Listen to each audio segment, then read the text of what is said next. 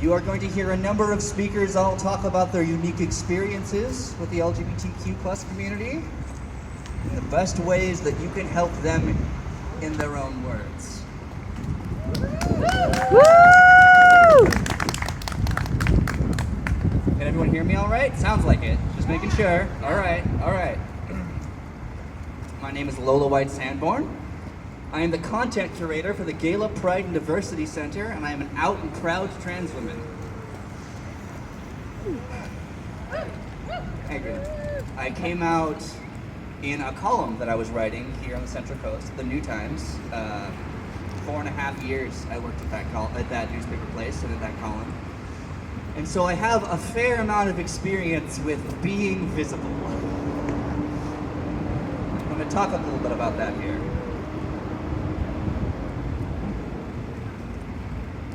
This morning I was offering what little comfort I could to a friend.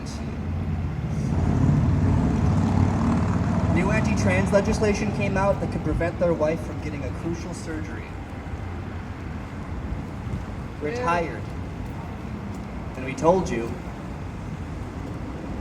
Do you remember the last time you felt unsafe while walking somewhere? Maybe it was late at night in an unfamiliar town, and you were trying to get back to your hotel room, but you were pretty sure a guy was following you. I experience that feeling every single day. While walking to work, while walking to the pharmacy, while walking to get a coffee with a friend.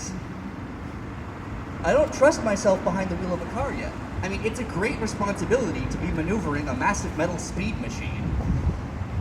Instead, I try and keep my heart healthy with long walks to and from my daily life, as people, from the safety of their trucks, spew hateful slurs at me and threaten to run me over. I'm not trauma dumping here. I'm stating the reality of my everyday existence. An existence where I can't check my phone to see how loved ones are doing without learning of the latest attempt to destroy my rights. But I check my phone anyway. Woo! I go outside anyway. Woo! Yes. Woo!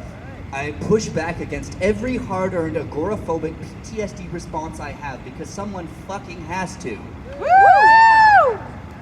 I don't know how to explain this to allies, to people who want actionable lists of things that they can do to make a town skew slightly more left than it was before. They don't experience the endless trauma of being trans. I know many other people who are marginalized in ways other than myself who feel the same and struggle with that same conversation. So I'll be blunt, and you can choose to half listen, as so often happens when I say this. My stepping outside of the house every day is activism. Yeah.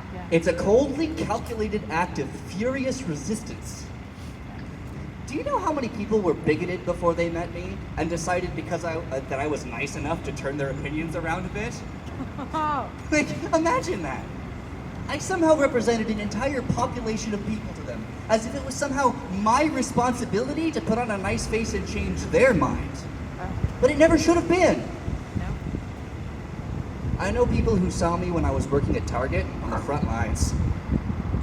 And between the being filmed by people on their phones when they were angry I wasn't bagging their groceries fast enough, or the Trumpers who were coming in their hats to like push me around, and the managers who selected me as a diversity hire just to never have my back every single time I was being harassed there. There were still some other people who saw me and realized that maybe for them, being genuine was possible. A young trans boy approached me at my first Pride to tell me that I was the reason he came out, that I gave him that courage. Woo! I never saw him again, but he brought me back that hope I had first given him.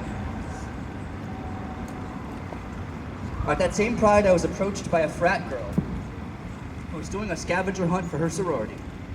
She needed a photo of a man in a dress. I did everything I could to try not to throw up and to explain how horrible that was. But instead of listening, she looked for someone else to get a photo.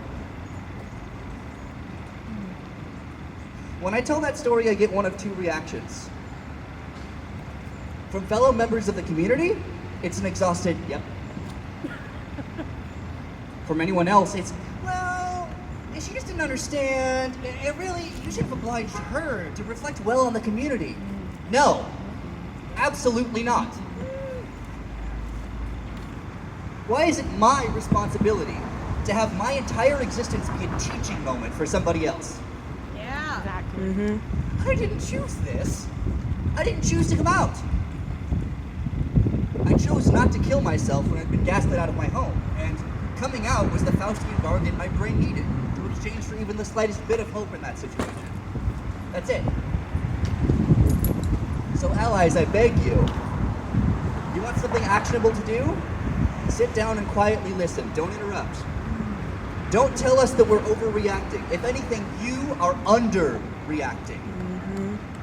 No one should have to experience this, but I do anyway. So let me speak. It's your job to listen to what we need, instead of criticizing how we ask for it. Thank you. Woo! Thank you. Our second speaker today is going to be the beloved Madam Mayor of San Luis Obispo, Erica Stewart. Woo!